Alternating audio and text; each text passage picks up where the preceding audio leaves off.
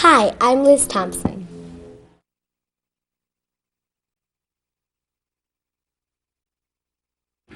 Hi, I'm JB Splain.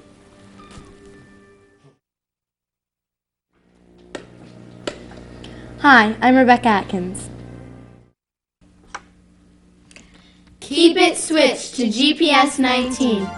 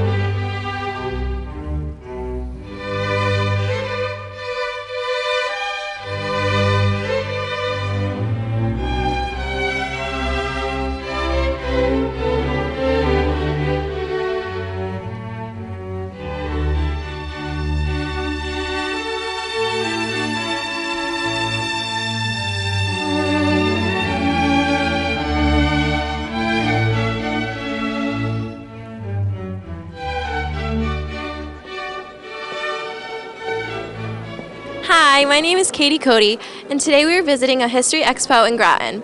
We will be talking with some local historical society and museum members to learn about some of the resources offered by their organizations. Come join us as we explore our rich past. Joining us now is one of the organizers of this expo, Mr. Walter Labrie. Hi, Mr. Labrie, how are you doing today? I'm doing fine. What was involved in organizing this expo today? Just a lot of time and calling a lot of different historical societies and town halls and Carol Kimball and a lot of people. Just kept in touch with them and got ideas of different organizations I'd like to attend. And why do you feel it was important to host this event today? I think it's important for people to understand that where they live and where their homes are and what the history of it. There's so much history here in Connecticut. I think it's important for people to understand their history. And my view is when people get involved with their history, they end up getting more involved in a local government, and they're also the government of the whole United States. I think it's important. Okay. And can you tell us what organizations we'll see around here today? Oh, wow. We got 30 of them today. We got like East Lyme, Waterford, New London, Preston, New London, Groton, Mystic, Noank, Stonington, Westerly, North Stonington.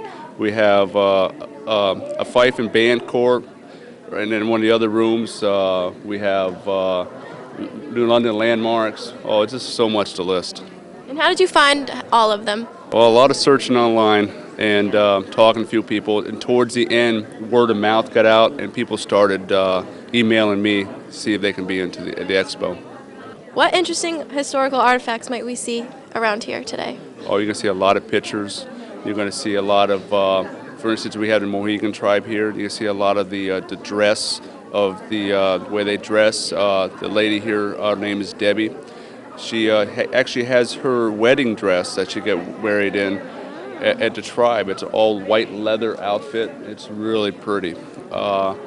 We have somebody here from the how they organized the Oregon Trail with the history of the Oregon Trail, and just this is so much. We even have somebody here with doing indexing, and that's where you take old papers and you transcribe names onto where it'd be easier for people to do their genealogy.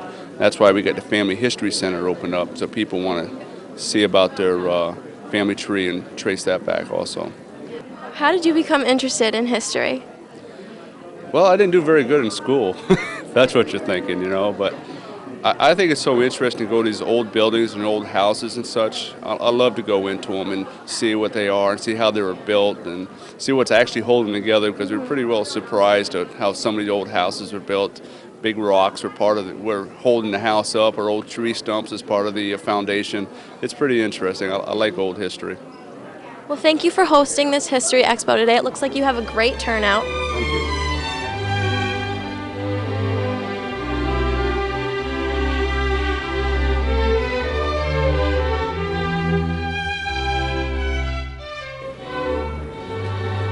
Hi, what is your name? Deborah Dickey, And which organization are you with today? Friends of Fort Griswold, And what is the mission of that organization? to promote the grounds and the history of Fort Griswold and the Battle of Groton Heights. And how long has this been in existence? The Friends of Fort Griswold were incorporated in 1995. And what is your role in the organization? President. I was founding president, and we've had 3 intervening presidents, and I'm president again. And how did you become interested in this? I grew up in the middle of history in Virginia, and we moved up here, and I lived 100 feet from the fort for several years, and if you're that close to it, you get a feel for it. And what the men fought for meant a lot. And what have you brought to the exposition today? Okay, we have brought a display from the 225th we did in 2006. We're thinking about a 230th. We have several photographs we've taken. This is a photo of the mural at Groton City Hall, which is 20 by 12 feet in its original form. And we have our literature. We have books, including a verbatim reprint of the 1931 book from the sesquicentennial, and several other items, and including flags that have flown over the fort. How would someone be able to see more of this collection? Well, they can contact us. They can go up to the Monument House Museum, which is open from Memorial Day through Labor Day, and contact us, and we have an online website, www.fortgriswold.org. When did you become so interested in history and all of this? In history when I was about 7 or 8 years old, but in Fort Griswold, so the first time I went when I was 15 years old was the first time, and I loved it. So why would you encourage students to study history today? Because it's really important to know where your country came from, so you can know where your country's going and why it is where it is. You know, the Declaration of Independence, the Constitution, they all mean a lot. And men fought and died for them at Fort Griswold and in a lot of other battles. Well, thank you for coming to the Expo and sharing this information with us. Okay, thank you.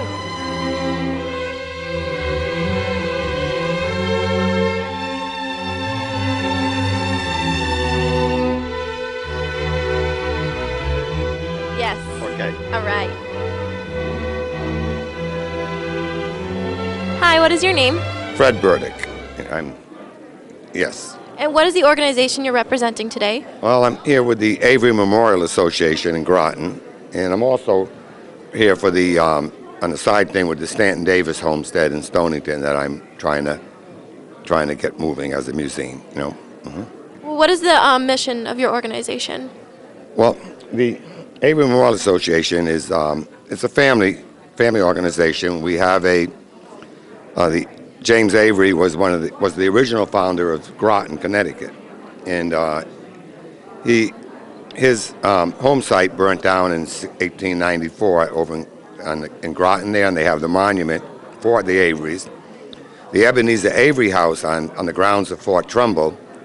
That house was originally on the bottom of the hill, and it housed a lot of the wounded from the Battle of Fort Griswold in 1781. And that house is now a museum open to the public, and it's maintained and taken care of by the Avery Memorial Association. Yep. How long has this been in existence? Since 1895. The homestead, the Avery Homestead, which was where the monument is in Groton, that was called the Hive of the Averys. It was, for a couple hundred years, like it was the Avery Homestead. A spark from a passing train set it on fire in 1894, and it just burnt down.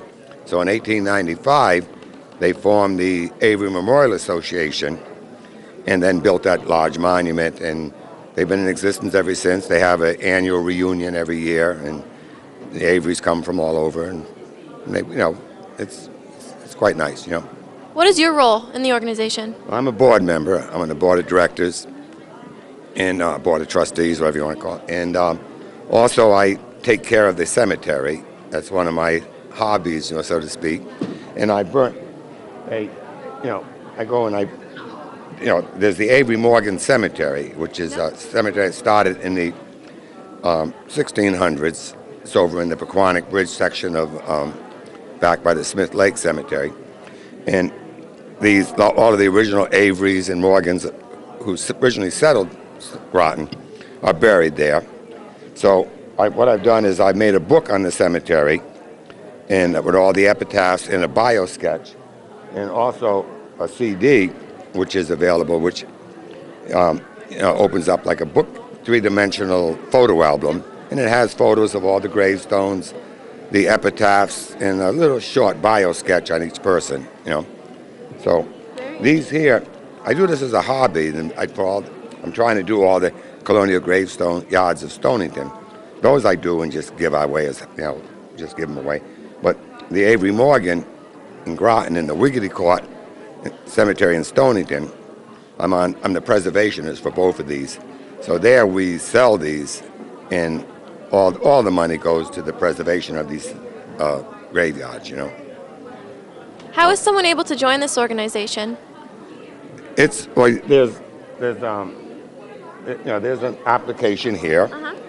It's open to descendants of James Avery, but also there's a friends category. So people that are interested and would like to join but are not, descendants can still also join as what a classification called the friends of the Averys. And that's, So when did you become so interested in history? Well, I always was, but when I retired about 12 years ago, I really got involved in it, and now I've been with the Stonington Historical Society. I'm the town historian for Stonington, Connecticut.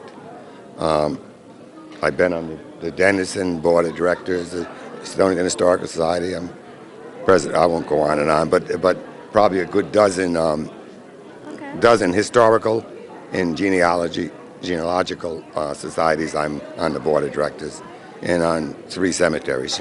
So. Why would you encourage students to study history today? Well, because if you don't know where you came from, you can't really know where you're going, right? Yeah. That's and it's exciting I think to know that, to know about your ancestors, like you say, where you came from, why we're here, really. There's I'm also showing another group here, which let me go off onto that for a moment. It's another passion of mine I've been working on for 7 years. There's a home in Stonington, the Davis Farm, Stanton Davis Farm.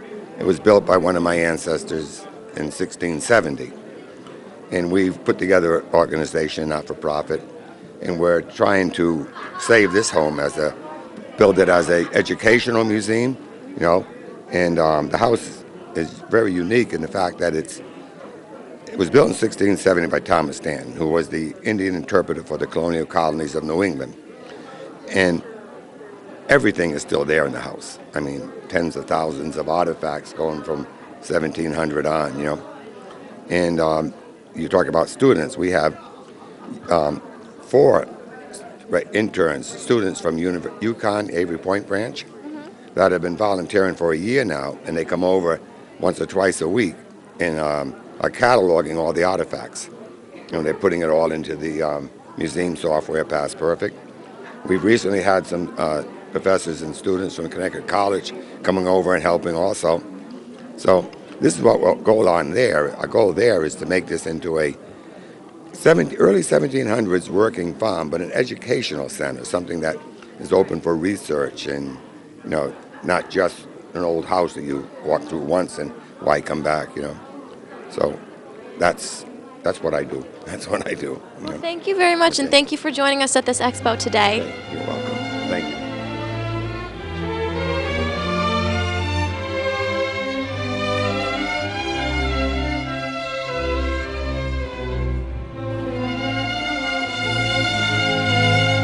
Hello, what is your name? My name is Barbara Morin. And what is the organization that you're representing today? This is the Anna Warner Bailey chapter of the Daughters of the American Revolution, and I'm the current regent for the chapter. What is the mission of this organization? It's to promote education, literacy, and patriotism. And how long has this been in existence? 1893. What is your role in the My organization? role, I'm the regent, so I'm kind of like the chairman of the chapter. I run the meetings and do a lot of stuff. How long have you been in it? 4 years. Okay. And what have you brought today to this exposition? We have tried to bring a selection of information to put out to people on some of the things that DAR does and other historical, patriotic information on the Pledge of Allegiance, our preamble, Patrick Henry, George Mason, various little publications that we put out and hand out. Some historical genealogical books, our DAR indexes. We brought our chapter scrapbook, a book that I put together about Anna Warner Bailey, who our chapter is named after. Very interesting lady.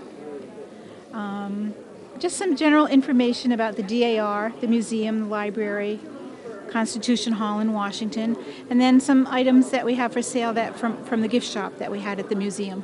Who is Fort Griswold. who is Anna Warner Bailey? Anna Warner Bailey was a lady. She was a young girl during the Revolution who lived on her. She was an orphan, so she lived on her uncle's farm, and he participated in the battle, and he did not come home. So her aunt sent her to find him, and she found him mortally wounded and dying. So she went home, brought the wife and the baby back to see him for the last time.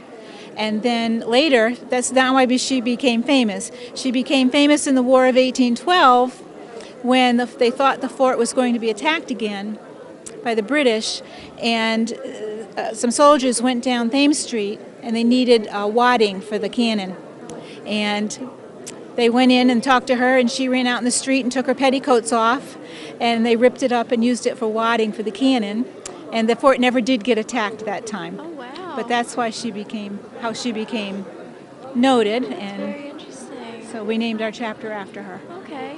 How would someone be able to see more of this collection that you have today? People are welcome to come to our meetings.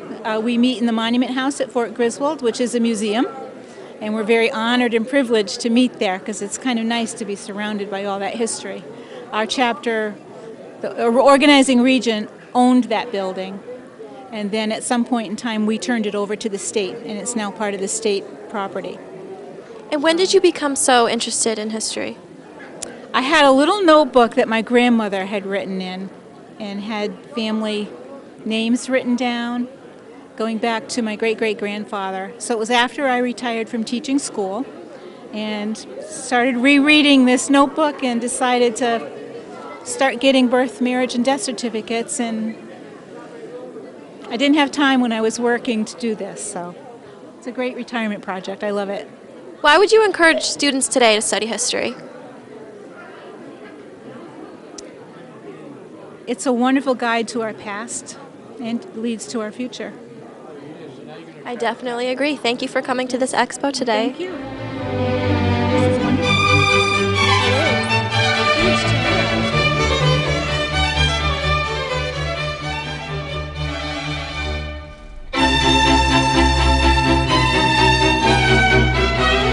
Hello, what is your name? Hello, I'm Tom Altice. I'm president of the Groton Bank Historical Association.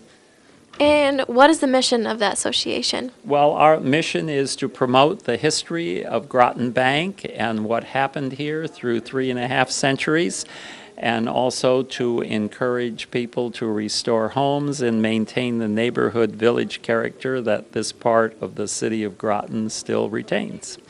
How long has this been in existence? Groton Bank has been around, or that is the Historical Association, formed in 1971. And what is your role in it? Well, I'm president of the Historical Association. And how did you become interested in this?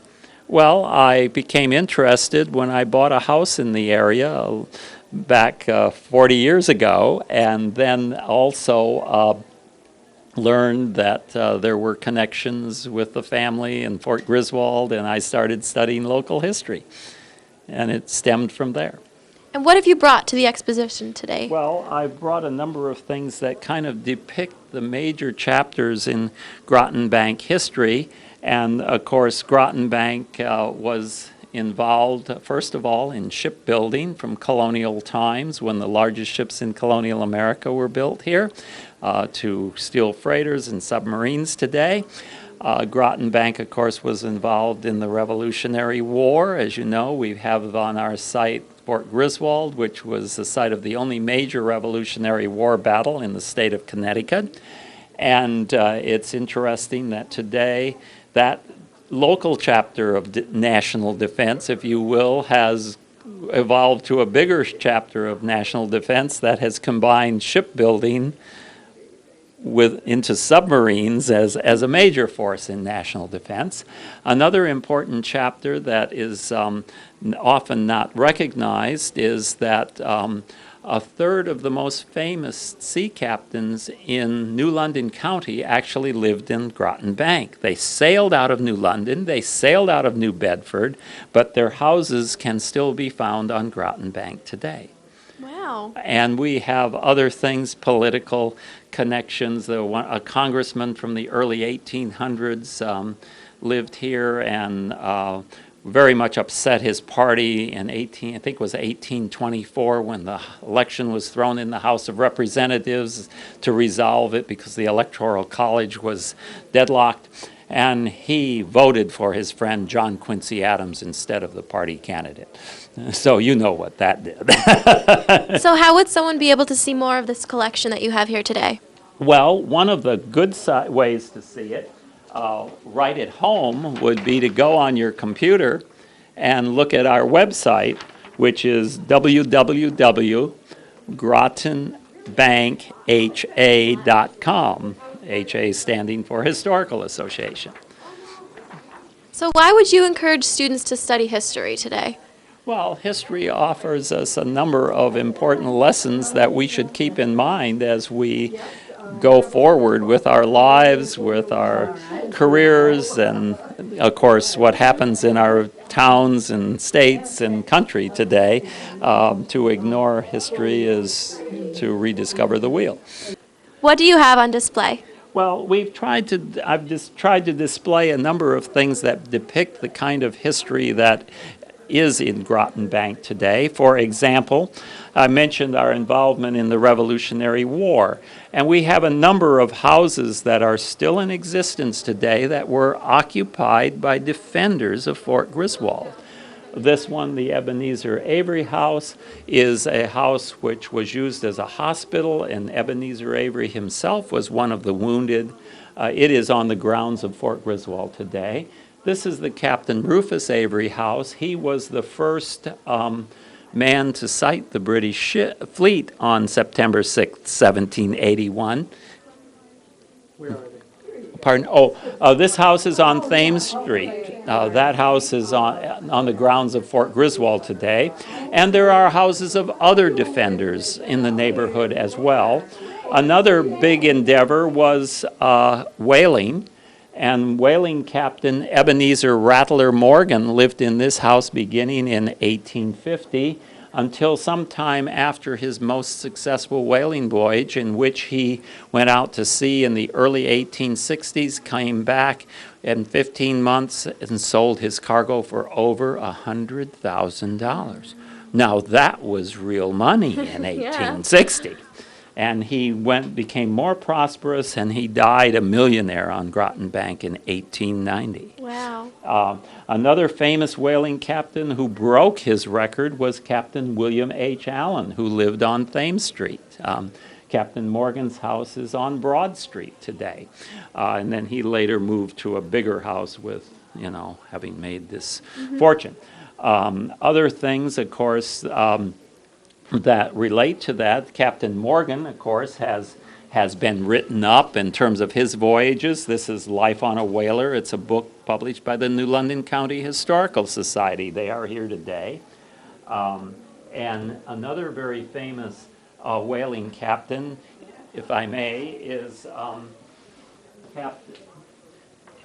Captain James Monroe Buddington, who actually became more famous because of his discovery of the British ship Resolute, of which there has been a popular book written about in recent years by Marty Sandler. The Resolute was, as you may know, in the mid-1800s, the British were very much involved in trying to find the Northwest Passage. You couldn't get, of course, you had to go on the surface. You had to get through the ice. You can't do like a submarine does. And many Britishers lost their lives with their ships being frozen in the ice and deserted in the winter and just freezing to death. One of those was Sir John Franklin, and he was a very influential Britisher, and so was his wife, and she got the British Admiralty to send out this huge ship, the Resolute, to go find her husband. It too was frozen in the ice and deserted. Well, Captain Buddington, who at that time lived on Monument Street here in Groton, was the whaling captain who found this ship and brought it back to New London on Christmas Eve in 1855. Big celebration, big crowds to see this recovery. U.S. and British relations weren't quite so good at that time, so the U.S. government decided to refurbish the ship and return it to England, although being salvaged, they could have kept it.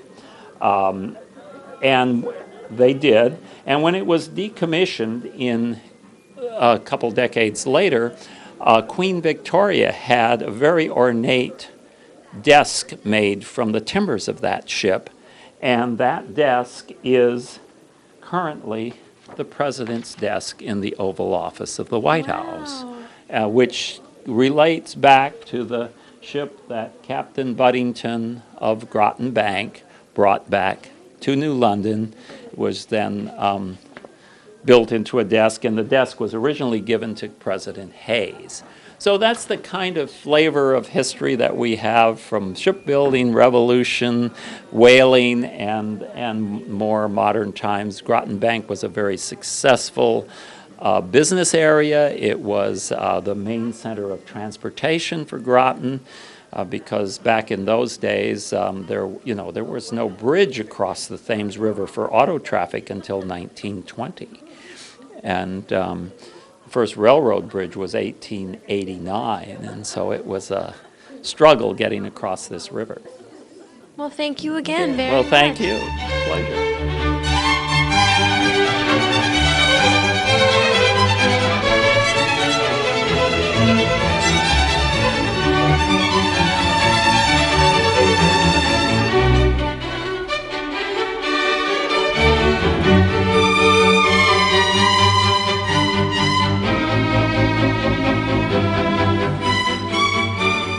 Hi, what is your name? I'm Hank Savin from Mystic Seaport. And what is the mission of Mystic Seaport? Wow. Well, our mission is to preserve and perpetuate our maritime history. We're the Museum of America and the Sea. And if you've not been there, you can come see really the history, mostly 19th century and on. And we have everything from ships to ship logs to ship plans to active exhibits. You can see how people lived in the day and all sorts of things. I mean, of course we have, and I'll use a visual here, we have the last wooden whale ship in the world, the Charles W. Morgan. And as a matter of fact, in preserving, we preserve everything. That's our job as a museum.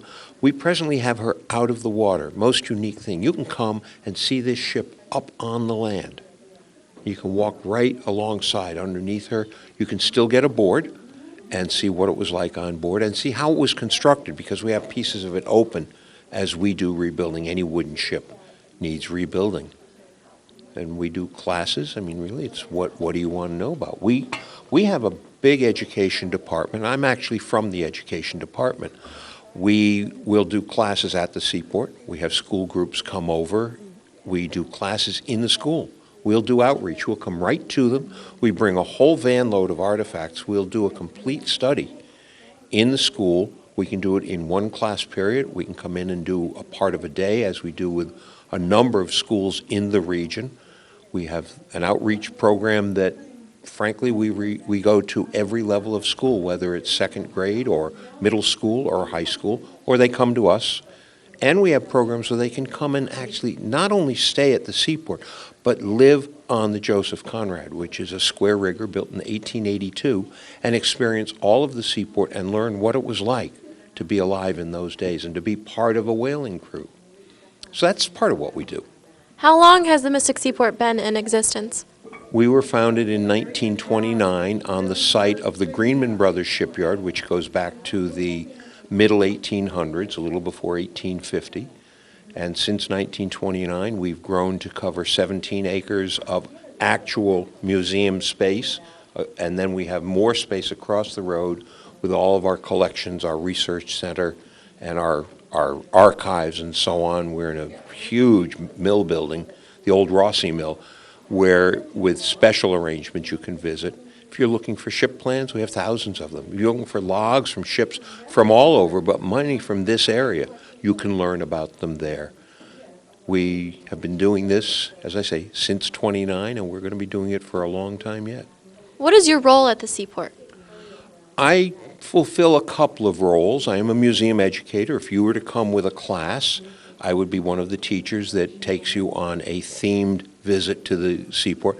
We call them tours. The reality is they're classes. We tailor these classes to match what your teachers are after.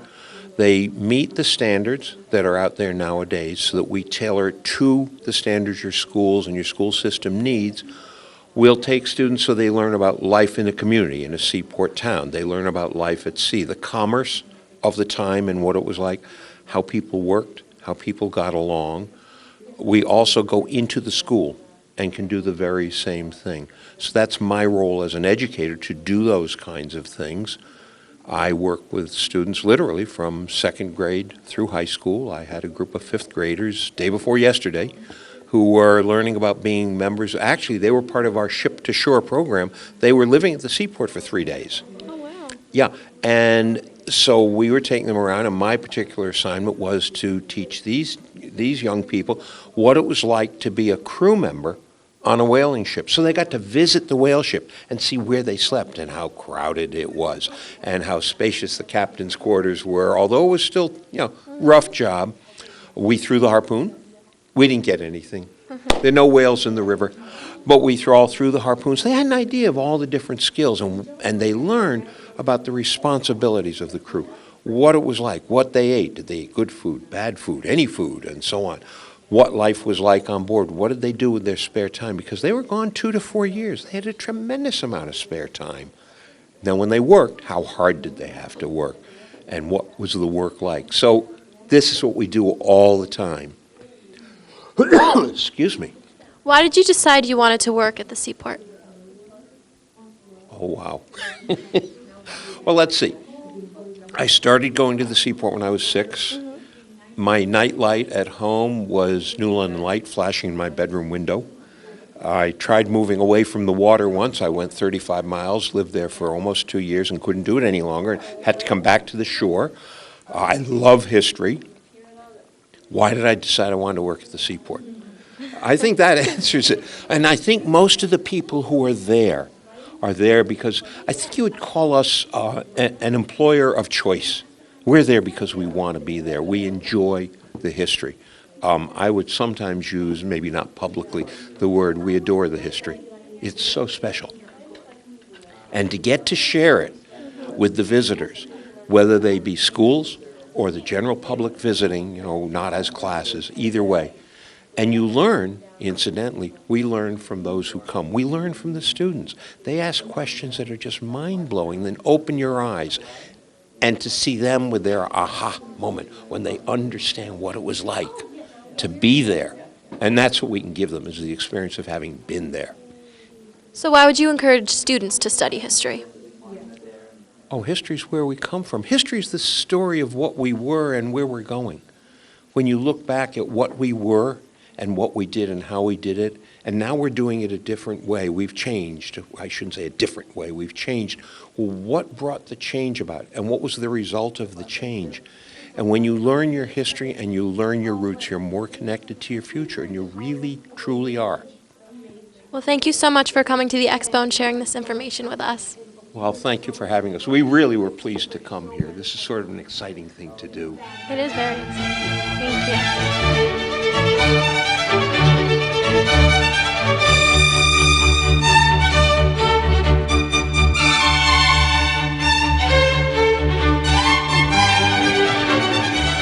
Hi, what is your name? My name is D. Lloyd. And what organization are you representing today? I'm with the Church of Jesus Christ of Latter-day Saints. What is the mission of your organization? Well, we have a mission to talk about the Mormon Trail today. That's basically what we're doing. And to share some of the experiences of the past and some of the lessons that we've learned from our ancestors, the pioneers, heritage that we have. And what have you brought here today to the exposition? Well, I think the most interesting thing we brought is actually some of this cobbler that's from a recipe that you can find in one of these trail books that was used when they were out on the trail. There was a story about a family who was, I don't know, going across the Platte River, and they had their last jar of peaches, and so they made some peach cobbler with it. Wow. And so we thought we'd bring some good, authentic pioneer food to share. How long has this organization been in existence? Oh, the Church of Jesus Christ of Latter-day Saints? Yes. Well, let's see. I don't know exactly, but probably over 150 years. Wow. Yeah. And what is your role in it? Well, today I'm just talking about the Mormon Trail. Okay. So if you want to know something about the Mormon Trail, we're here to talk to you about that. Can you tell me a little bit about the Mormon Trail?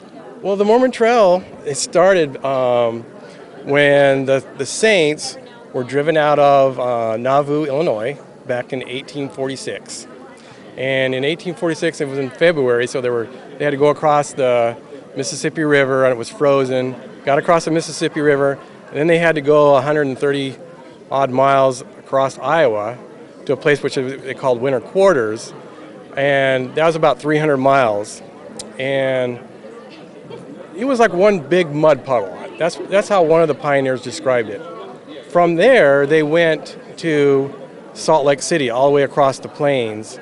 And you can see that, not very well here today on this board, but there's about a 1,200-mile journey across the plains, over the Rocky Mountains, and down into the Wasatch Valley and into the Salt Lake Valley. And they arrived there in 1847. And they began to start the city of Salt Lake at that time. Wow. How did you become so interested in history? Well, I was the trail center for the California Trail Center, so I've always been interested in history since I was really little, I guess. I've always loved it. I used to go out into the hills where we used to live and look for all kinds of fossils and artifacts and stuff like that. And then my mom used to tell us stories about the Mormon pioneers, and we'd sing songs during what we call family home evening. So, it was kind of cool. And why would you encourage students today to study history? Well, we can learn a lot from history. And if we study it and utilize it in our lives, and we can have a greater appreciation of what our ancestors went through and the sacrifices they went through. And it gives us strength and roots, like a tree. It has strong roots and strength to deal with everyday life and everyday experiences, especially if we can read some of the history from our own family's journals, and we can understand how it really relates to us. So history is really important to us, I think. How would someone be able to see more of the collection that you have here today? Well, there are lots of trail centers, and you can go into the Department of Interior's National Park Service website, and you can see there's a lot of interpretive centers across the country that interpret all these historic trails. You've got the Mormon Trail, the California Trail, the Oregon Trail, the Santa Fe Trail. There are many different trails that you can study, and you can actually go out and visit these sites and get an appreciation for the hardness of the journey. Many people died along the trails. Here's some pictures that shows the sacrifice that they actually went through. the hardships that they suffered going through icy cold waters and things like that. So it's really interesting to understand some of our heritage that we have here in America. Well, thank you so much for coming to this expo today and sharing all this information with us. Okay, thanks a lot.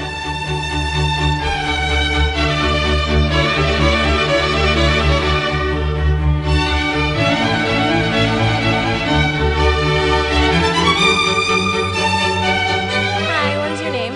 Natasha Reinhardt, What is your name? Lindsay Reinhardt, And what school are you from? Westside Middle School, Fitch Senior High School. Okay, and why are you dressed like this today?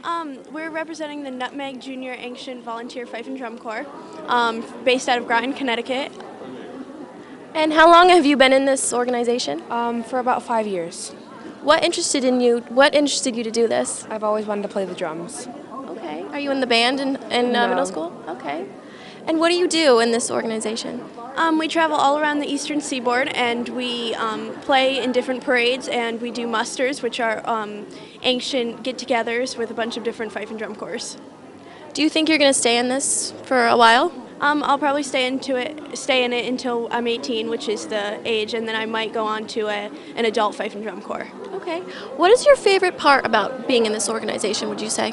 I like traveling with everyone and just performing. It's fun. Where's your favorite place that you've been to? Maine. It was really fun because we got to just hang around and have fun and perform. Okay. What are the parades like? Like what goes on in them?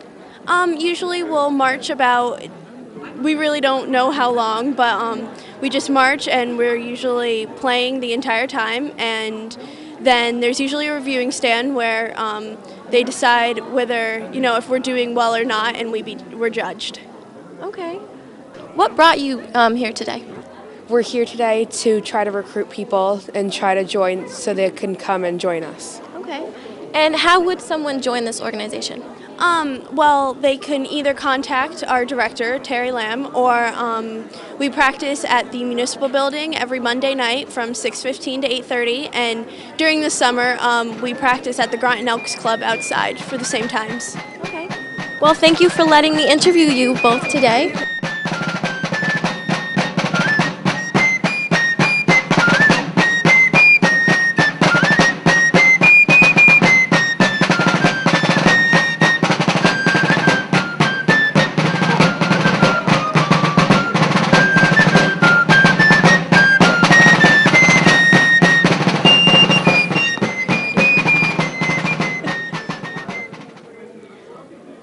Hi, what is your name? Hi, Wilma Uppishaw. Okay, and what organization are you representing today? I am with the Mohegan Indians. And what is the mission of your organization? We want to continue to educate our children and to bring back to life our native heritage and our native tongue. Can you tell us a little bit about what you brought here today? I just brought a few simple things. Behind me is postboards of our Mohegan Church, which is a strong foothold in our tribe. I brought quahog shells. The quahog shells represented wealth, and we make jewelry out of it. There's a picture board up there as well, a storyboard. I have sweetgrass, which is used as, we make baskets, and it's also given as a gift when we go places. I have made jewelry. I have some unmade jewelry that just shows how I buy it, how I purchase it, and then it transforms into that over there. Do you make that yourself? Yes, I made this. Yes. What is this that you're wearing? This is regalia. It's my regalia that I use. I didn't bring all of it, but the regalia that's hanging behind us here, and here, if you notice the belts, they match. That signifies that they're from a family tie. Okay. And that's a man's and the woman's. They're very beautiful. Thank you. How would someone be able to see more of your collection? They can contact the culture department from the Mohegan tribe, speak with anybody from the culture department. Sometimes we do outreaches and go to the different schools in the areas. And we have drummers that come and will drum. We have singers and dancers.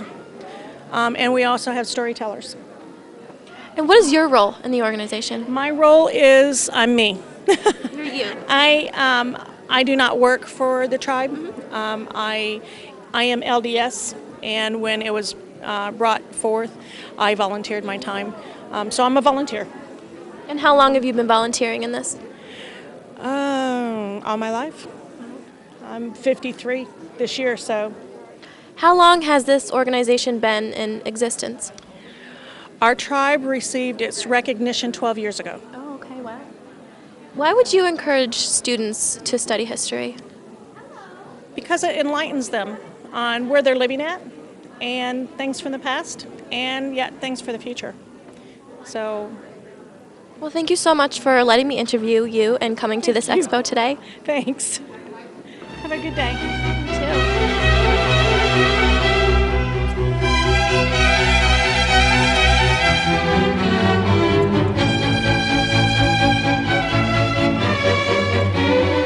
Hello, what is your name? Maria Bernier. And what organization are you representing today? I'm here as the president of the Westerly Historical Society from Rhode Island. And what is the mission of this organization? Really, we're preserving the historic documentation of the town of Westerly. We've got a lot of photographs. We have some great artifacts in our collection, and we're working on programs and doing a little bit more outreach. And this is our first time here, so I'm glad to be here. How long has this been in existence?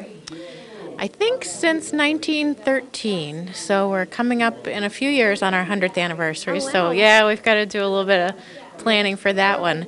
But I'm fairly new to the organization, so I'm still learning a lot about it myself. When did you become interested? Well, I'd been a member for a few years and recently found out that they were looking for some volunteers to work on the board. And so I started as vice president working on planning the programming. So we do a monthly lecture series at the library. And then our president kind of said, "Great, you're here now." And so then he stepped down and I stepped right up into the president's role. Oh, wow. So what have you brought to the expo today? So we've got some panels showing historic photos from our collection, just a selection of various things, and got a couple books, some publications from the Historical Society, a couple brochures, some CDs of historic postcards that we put out, and a newspaper flyer about one of the programs that we did. How would someone be able to see more of this collection? I would recommend starting with our website, westerlyhistoricalsociety.com, which has a little bit of information as well as our contact information. And if they have a specific research question about a house or a person or something like that, give us a call or an email, and then I can hook them up with our archivist, who can really put them together with the information. But we don't right now have a public facility to go to. Okay. So how did you become so interested in history? I kind of started out in college as a history geek. In high school, I didn't really care for the way it was taught, but in college, came to really grow to love it and enjoy it, and ended up being a history major. Worked at Mystic Seaport for a while, and it just kind of grew and developed from there. Why would you encourage students to study history? Well, you know, they always say that you learn from your past as you're going forward. You want to try not to repeat your mistakes, and we can learn about that from looking at the past and getting some ideas for going forward. But also just, I think it's fascinating to see how times have changed. You know, the things that I've seen in my lifetime and the things that my grandmother saw over her 100 years from 1906 to 2006, just the amazing change in electrification, cars, women getting to vote, getting to work, getting equal opportunities. It's amazing what you can see, you know, when you see where we've come from and where we are now. It's mind-boggling. Well, thank you so much for coming to the expo today and sharing this information with us. My pleasure. Thanks for talking to me.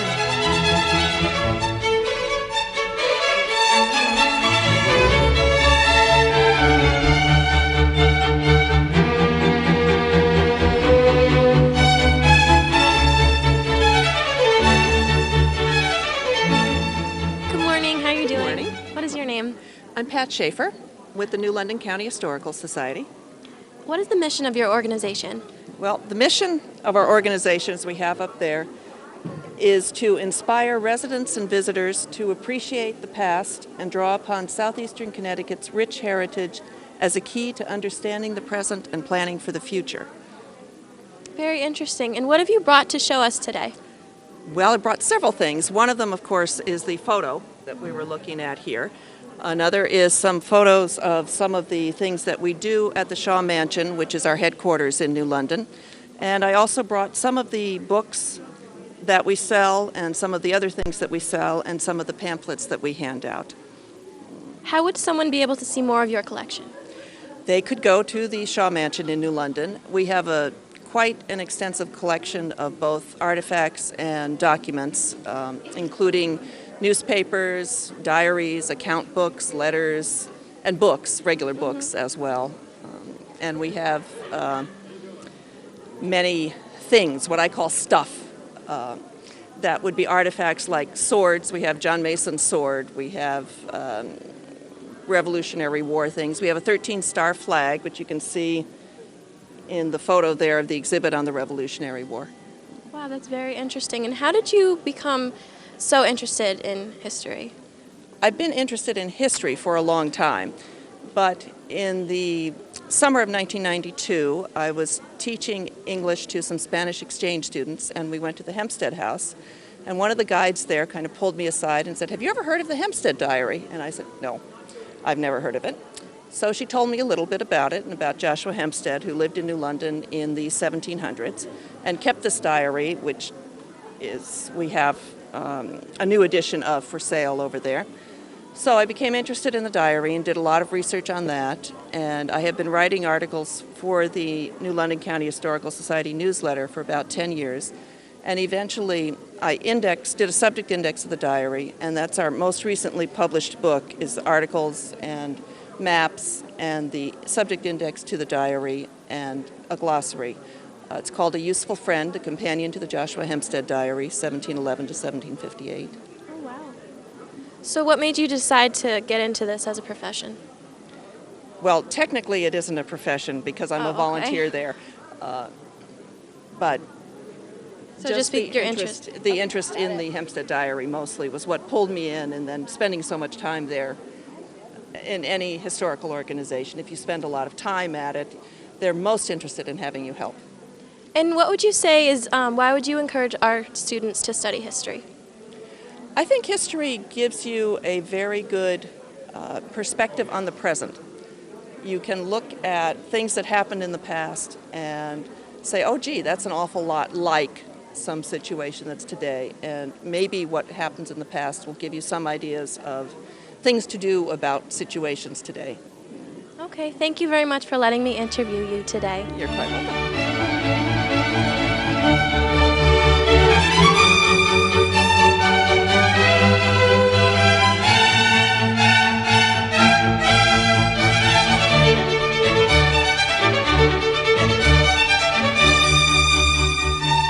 Hi, what is your name? John Desjardins. And what organization are you representing? New London Maritime Society, that is housed in the Robert Mills Custom House in New London, Connecticut. And what is the mission of this organization? To a history of maritime history of New London, in the London area. How long has this been in existence? Oh, the Maritime Society, it was founded about 25 years ago when it took over the Robert Mills Custom House in downtown New London, which is the oldest continuous operating custom house in the United States, which was designed by the famous federal architect Robert Mills, who was also the architect who designed the Washington Monument and the Treasury Building.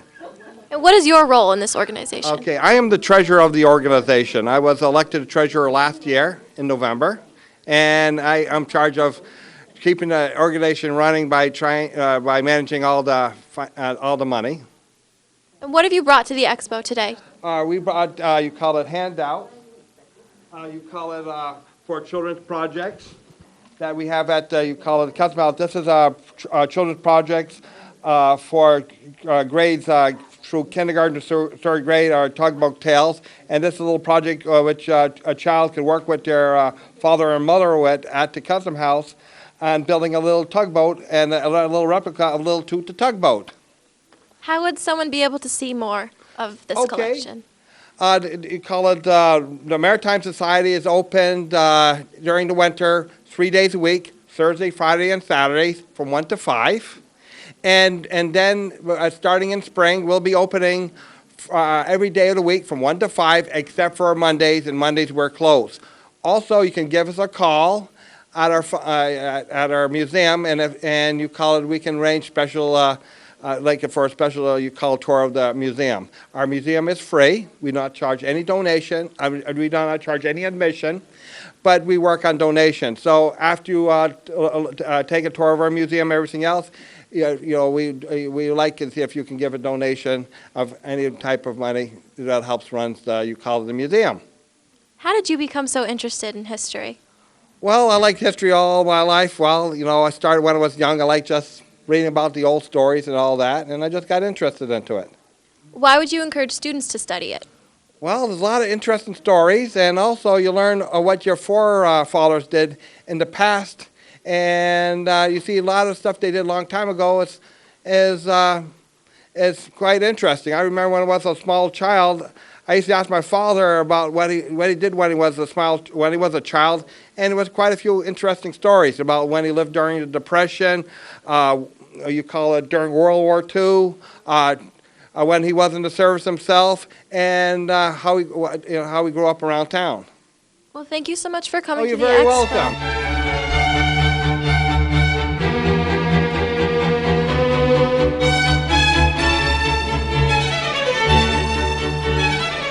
Hello, what are your names? I'm Jim Boylan. And I'm Betsy Wade. In which organization are you representing today? Jim and I are the editors for the Stonington Historical Society here in Stonington, Connecticut in New London County. And we edit both the periodical and books. Okay. And what is the mission of your organization? Primarily to spread historical knowledge about Stonington and in as many different forms as we can. And what have you brought to this exposition to show us? Betsy and I specialize in the publications, so we brought a sampling of the publications. A brand new book called Stonington Ice, which is about the ice harvesting industry in Stonington, which has been dead these many years. And our best-selling book, Murder at Darling Hill, and the author of Murder at Darling Hill is here to sign copies. Oh, wow. How long has this organization been in existence? Since before the turn of the last century. 1895. Oh, okay. And how would someone be able to see more of the collection that you brought today? We have 3 sites that are open to the public. One is the Old Lighthouse Museum at Stonington Point. One is the Nathaniel B. Palmer House at 40 Palmer Street, which is a National Historic Landmark in honor of a discoverer of Antarctica.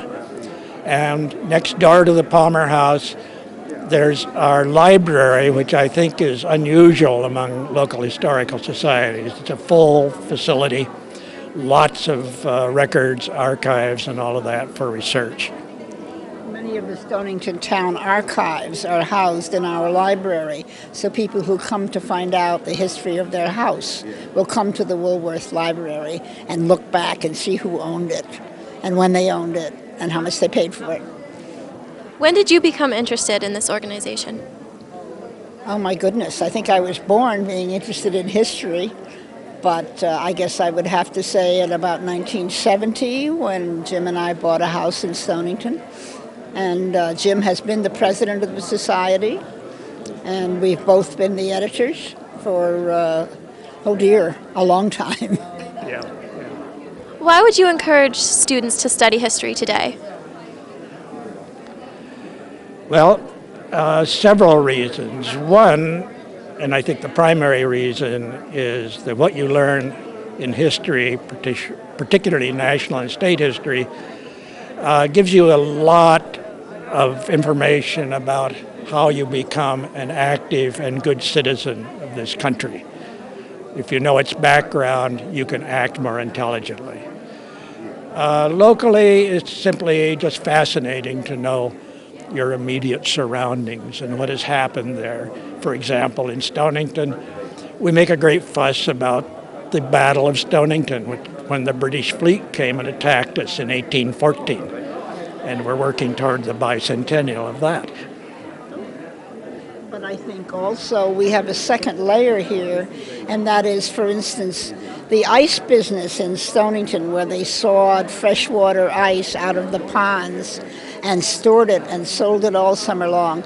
This business ended more or less in 1947 because of the advent of refrigeration. But I think that when young people go out, for instance, and they discover how it was that a family that came here from the Azores found a business to get into that they could support their family with, that they could support the fishing industry with, because people who sell fish need ice a lot, that they could promote the ice cream making industry, and that they could even provide ice for saloons. And I think all of this is the living part of history that's around us, and when we find out about it, it's so much more exciting. It is. Well, thank you very much for joining us at this exposition today. Thank you for coming by to see us.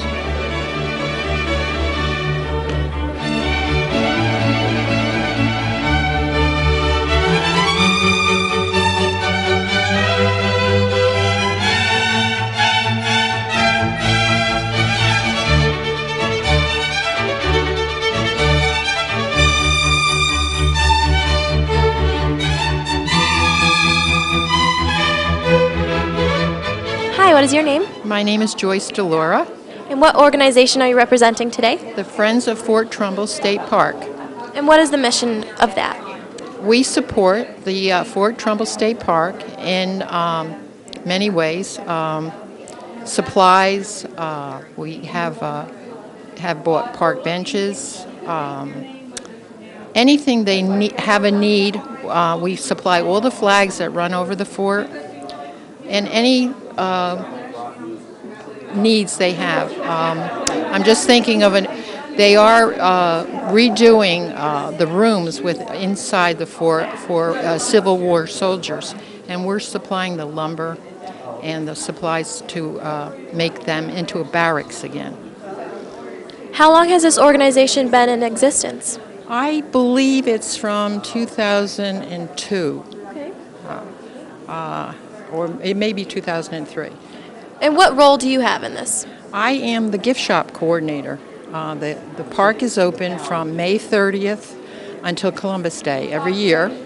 And we have a gift shop that on your way up to the fort, we also have a museum on the property. We have a gift shop for souvenirs or historical literature or history of Fort Trumbull and the peninsula. And what have you brought to the exposition today? Well, we've got some things from our archives. The fort was the first Coast Guard Academy. It was also the first Merchant Marine Academy. The blockhouse that still sits there dates back to 1775, George Washington orders for construction. It's a very interesting place. It was a holding station for troops for World War I, World War II. We have officers' training school was up there. And there was one other thing I did say about the Merchant Marine. That's about it. Yeah. How would someone be able to see more of this collection that you have? There is a museum. Again, the hours are seasonal. Okay. Yeah. Memorial Day to Columbus Day. They are within the visitor center. There is a charge, $6 for adults, and I think, don't quote me on what's the lesser for children. We do have school groups that come through from various school districts within Connecticut and Rhode Island to visit us. Some parts are hands-on. Parts of the exhibit, it traces the burning of New London in the fort. Very nice displays. How did you become interested in joining this organization? My husband's schoolmate was a member, and he brought us to a lecture. They have lectures once a month during the season. And that was how I got introduced, and suddenly I became interested in local history. It was very interesting. So why would you encourage students to study history today? Well, I would certainly encourage students locally. We are so rich in this area. history. The cruise ships came in last year, and people from different parts of the country didn't have the history like Arizona. I mean, they're like new states. We are so rich in the history of the birth of our nation. So that's why I'd encourage them. Well, thank you for sharing all of this information and coming to the expo. I hope I got it right. Thank you. Thank you. Thank you very much.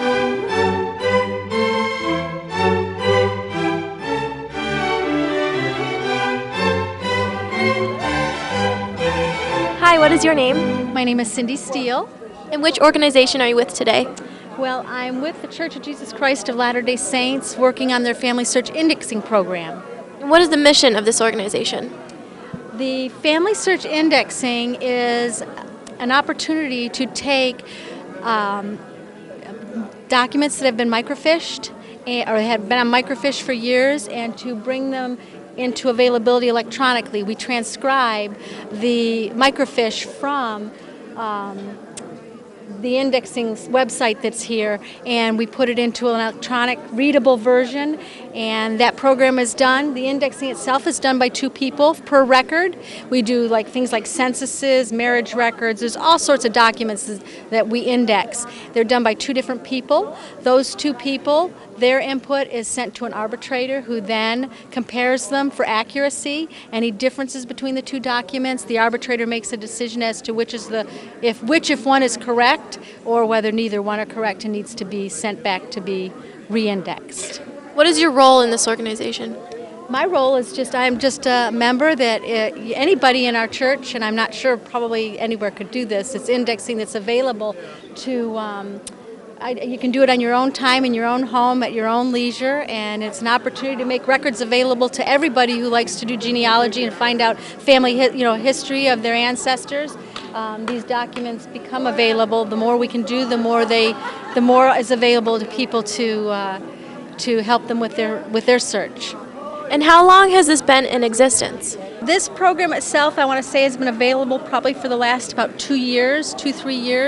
Before that, the church had a different program called the Extraction Program, and they had people in Salt Lake and places doing this on a much smaller scale, and they thought it was a better way to get it done more quickly by this program that became available a couple years ago. And so now a lot more data is being immediately available because of this indexing program. Is this just in the United States or worldwide? The family indexing is done by members throughout the world. So the records that are available, I can also index, because it's English, but I can also do UK records because those are ones that I can index. But there are people like in France, they'll have the records that France kept. Our members of the church there in France will be doing those records because, one, they can obviously read them and interpret them much better than somebody like myself. I could do, if I spoke French and wrote, or German or something else, I could do those if I was familiar with that language. But we have people throughout the world that know their own language better than we do, and they will be probably primarily doing their records. Just like I lean toward doing the ones that are in English, they'll lean toward doing the ones that are more in their language. So what are you working on right now?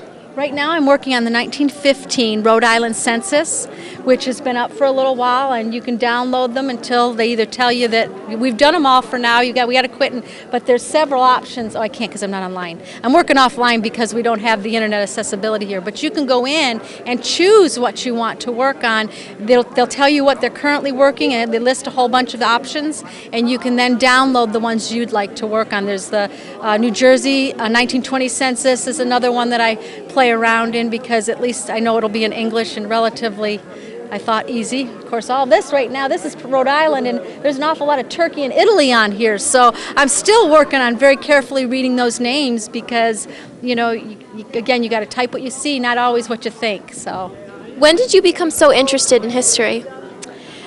I've been doing my genealogy in a general sense for quite a few years, but when the church started introducing this new program, Family Search Indexing, I thought, First of all, there's a lot of information out there, and I'm stuck on some of my own where I can't go any further. The more that I do on this indexing, not only will it help others, but what they're doing may help me. So the more that we can get done, the more benefit it is to everybody. And why would you encourage students to study history today? You know, history is a lot of fun. I've always loved history, and I think where we came from and our ancestors and what has brought us to where we are now is just very interesting and very important to the future. They're our future, but knowing your future and going forward with your future, you have to know your past. Well, thank you for sharing all this information with us. Thank you.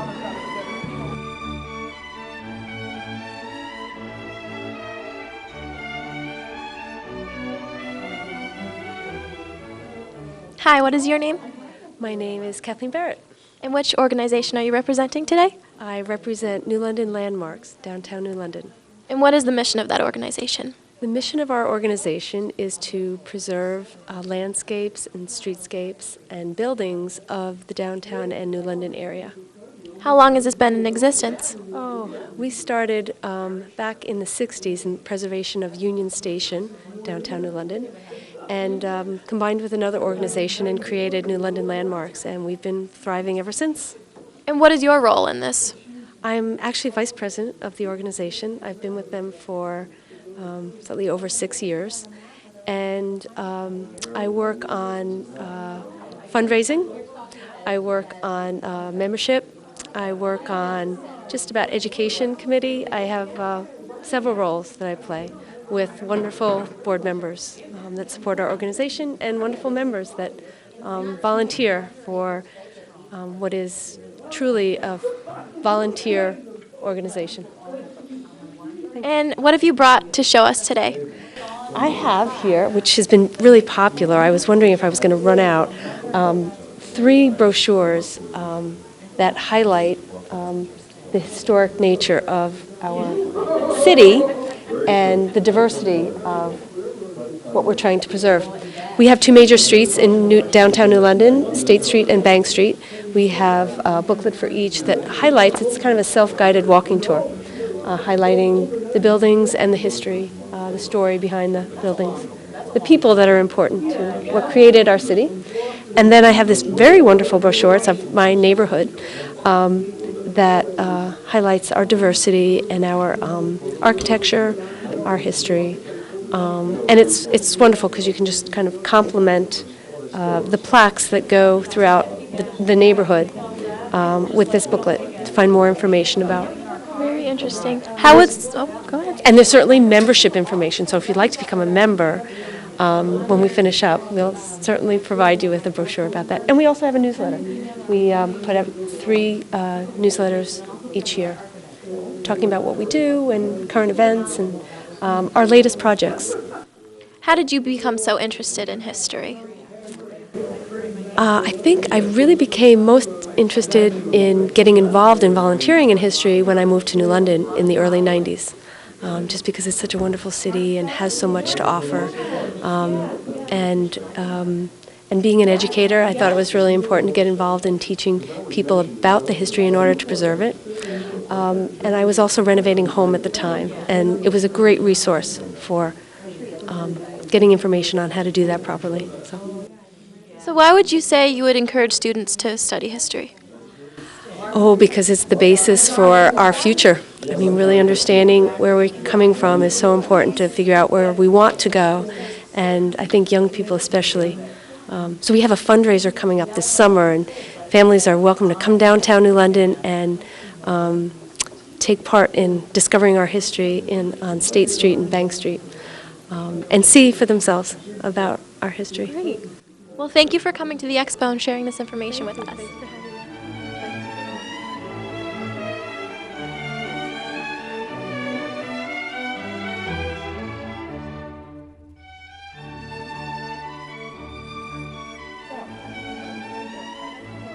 Hello, what is your name? My name's Mary Brown. I'm from Danielson, Connecticut. And which organization are you representing today? I'm from the National Society of Descendants of Textile Workers of America. Sounds like a lot, but it's for anybody. It honors anybody who worked in the textile industry.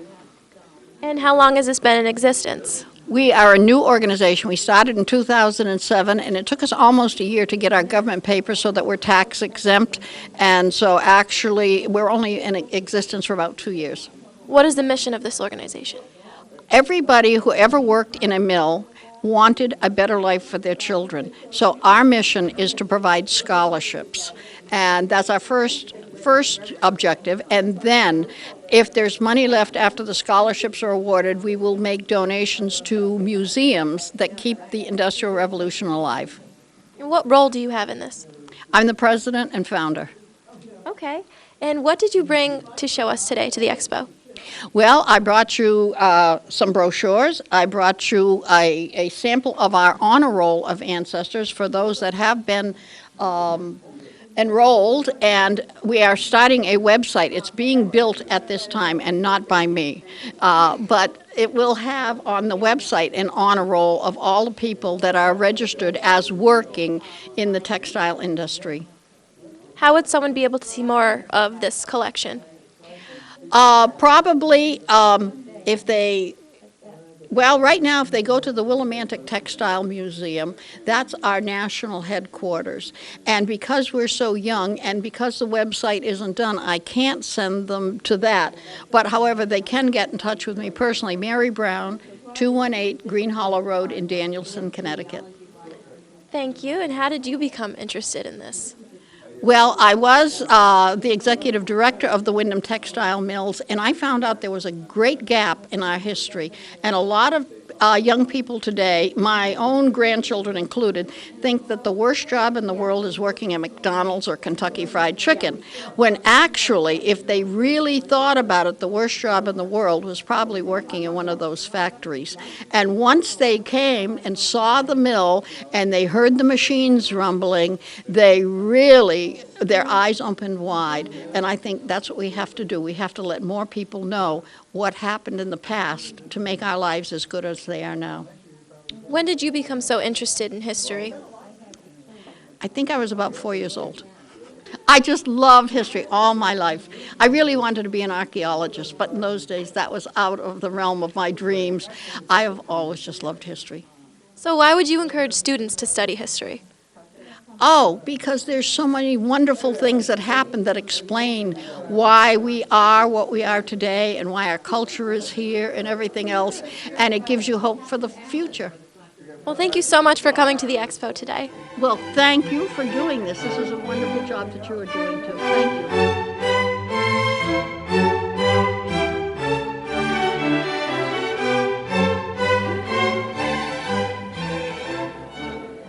Hi, what is your name? Alice Dickinson. And what is your name? Marilyn Davis. And which organization are you representing today? This is the Lucretia Shaw Chapter Daughters of the American Revolution that meets at the Shaw Mansion in New London, Connecticut. We have been in existence since 1892. We're the second oldest chapter in Connecticut. Wow. Our patron saint is Lucretia Shaw, and the Shaw Mansion, of course, is the home of Lucretia Shaw, who was married to Nathaniel Shaw Sr. During the Revolutionary War, George Washington has designated the Shaw Mansion and Mr. Shaw as naval headquarters during the Revolutionary War. Wow, very interesting. And what is the mission of your organization? Patriotism, particularly for the boys and girls, that they're aware of their country, they're aware of its history and the greatness of this country. What is your role in the organization? Both of us have been regents, and I'm at this time a vice regent. Mrs. Davis is the registrar at this time, but we've always had her for the registrar. We need her. And what have you brought to show us today? Mostly the materials that are on the table are reference materials. If people are interested in joining, we tell them that they can look through the books and see if their patriot is there. I've been registrar many times, and I'm still registrar probably for the rest of my life. But the chapter bestowed upon me honorary regent for life, and that was quite an honor to receive. So I'm very proud of it, and I'm so proud of DAR, and I'm so proud of America. Believe me, I wouldn't be here otherwise. That's great. Yes. How would someone see more of your organization or your collection? There, see it or join it? Well, join it. How would someone join this?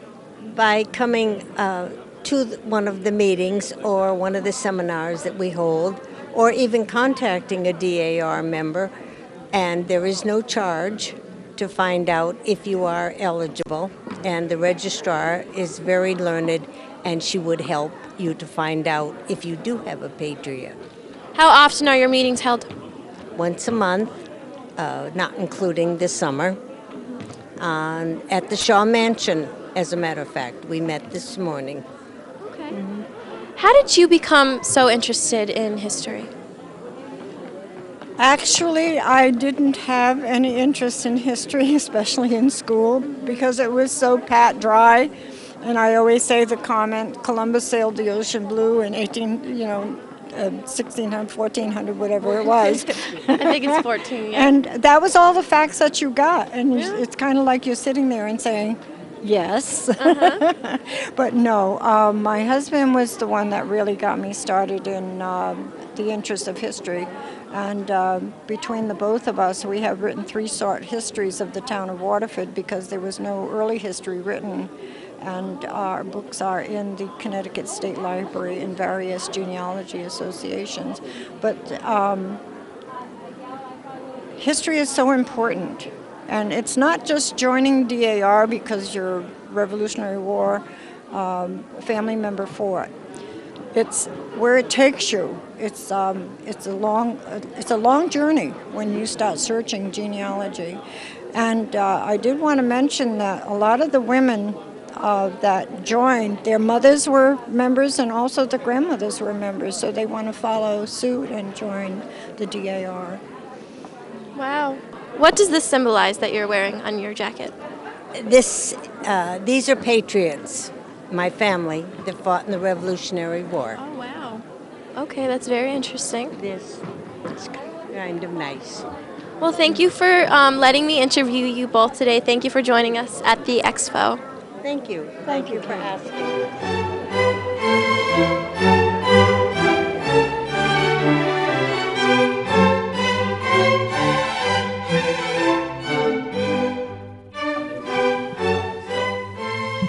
Hi, what is your name? I'm Carol Bacon from the Ledyard Historical Society. And what is the mission of your society? The society is to inform and educate people about the history of our town.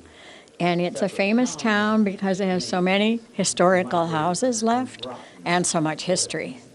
And the treasure of our territory is the beautiful Lester House on many open and beautiful acres. Open 3 times a year for special festivals and weekends through the summer. It's about 1790 in history with the working fireplaces, all authentic. Beautiful gardens, and they have a garden day in June, lemonade festival in July, and a great Christmas season holiday in December. And 200 acres of hiking and walking. So come and enjoy it and have a good time. How long has your organization been in existence? Quite a long time. I can't tell you exactly. It's been active quite a few years. And all I know is we have 2 great people who have done histories of all the families who have almost ever lived in Ledyard. And the books are available through the local libraries. So if you're anybody connected to Gallups, Gears, Stoddards, Lesters, you're somewhere here. And now they're studying the Roger E. Quakers, who were a big group, kind of strange, eccentric people, not the usual Quakers, and studying them. So it's an ongoing thing. How would someone be able to see more of this collection? The collection is available always at the Bill Library and at the Gales Ferry Library. And we'd love to have you come because we have so much to show you at the main house. And we have a building full of wonderful antique tools from the earliest when the local farmers actually made these tools. They did not know John Deere. So it's a special collection. And the Ledyard oak, which is a famous tree, sadly is hardly surviving, but it was an enormous tree which the Indians signed papers under. And if you like to hike all the trails or run yourself and your grandchildren around a meadow, you have both. So I think you'd love it.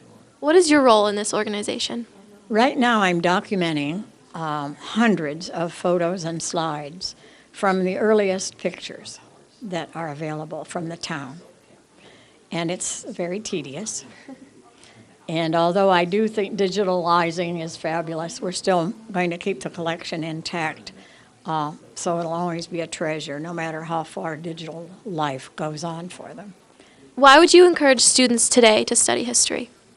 I think one of the main reasons is to say, here I am, but where did these families come from? And many of them were families like mine. I know my families all started in a rural environment like this. The first thing they did was head off the coast and start farming. And I think if you don't have an identity from your past, I'm not so sure you'll know where you're going. That's a hard concept for youngsters, however. Yeah. So in the meantime, we show them the dog trot that trotted the pony or dog to grind the corn, and show them a cooking fireplace, and maybe that's plenty for little children, and then maybe they'll get a little more when they get older about what it's about. Well, thank you for coming to the expo and sharing this information with us. You're welcome. I enjoyed it. Thank you. Mm-hmm.